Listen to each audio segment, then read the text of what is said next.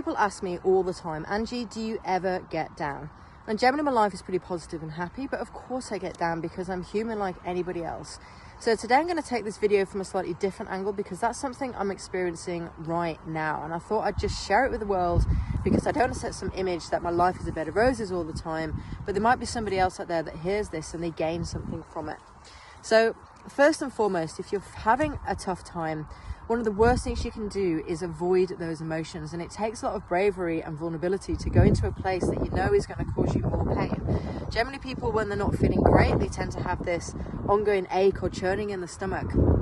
And then they get these waves of deeper emotion that they're almost scared to go into because they know it's going to hurt more. It's like having this pain of somebody saying, hey, there's a bowl of scalding water over here. Why don't you go and stick your hand in it? Knowing damn well it's going to absolutely kill. But then at the same time, being willing to go there, it's going to be so much more healing for you at the other side of that, rather than avoiding it, which is inevitably why people get stuck and they have this prolonged period of their life.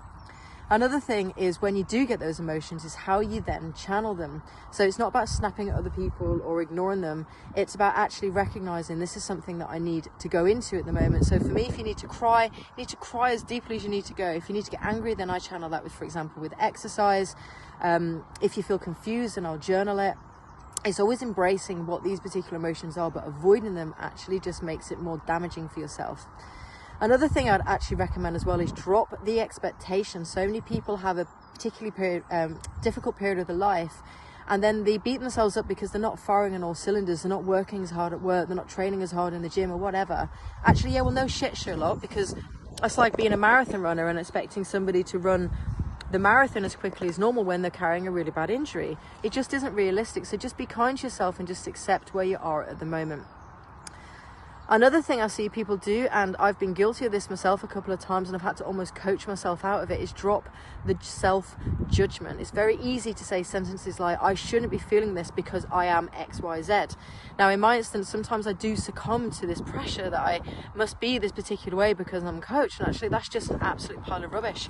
First and foremost, I am a human being, and secondary, I am a coach, and I believe I'm a pretty damn good one as well. But that doesn't mean I don't have these experiences, and I will not allow myself to stay in a place of judgment because I believe I shouldn't be feeling it.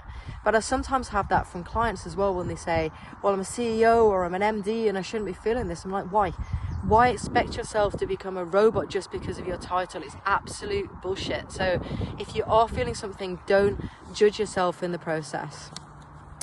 Another thing I'd recommend is that it's really important to look after yourself, and that might mean, you know, looking after your diet, not drinking alcohol, which a lot of people actually go to because it numbs the pain, and actually all you're doing is prolonging it, and those feelings will just manifest in other ways, whether it's an injury or aches and pains, or even if you end up in depression or burnout.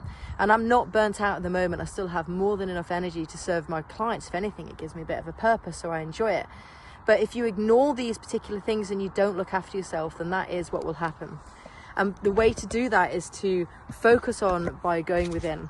It's very easy when things go wrong is that our focus becomes on the attachment of all these things externally, and we try and fix everything externally to try and make this pain internally go away.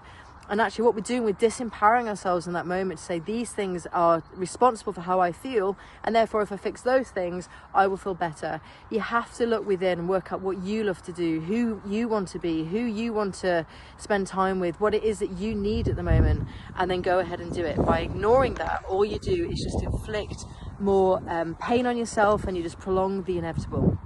Now, for 1 second, please do not think this is any form of a sympathy trip. I do not want anybody's sympathy, but if there is one person out there having a temporary period of time that they're not particularly feeling as energized as normal, then if you've heard this and you've taken something from it, then my job is done. And in the bigger scheme of things, there is just a temporary period of our lives, and we have to remind ourselves of that as well. Hopefully that was helpful for somebody. Sorry, it's a bit more doom and gloom than normal, but hopefully there was some value in there. And other than that, I will catch up with you soon. Cheers.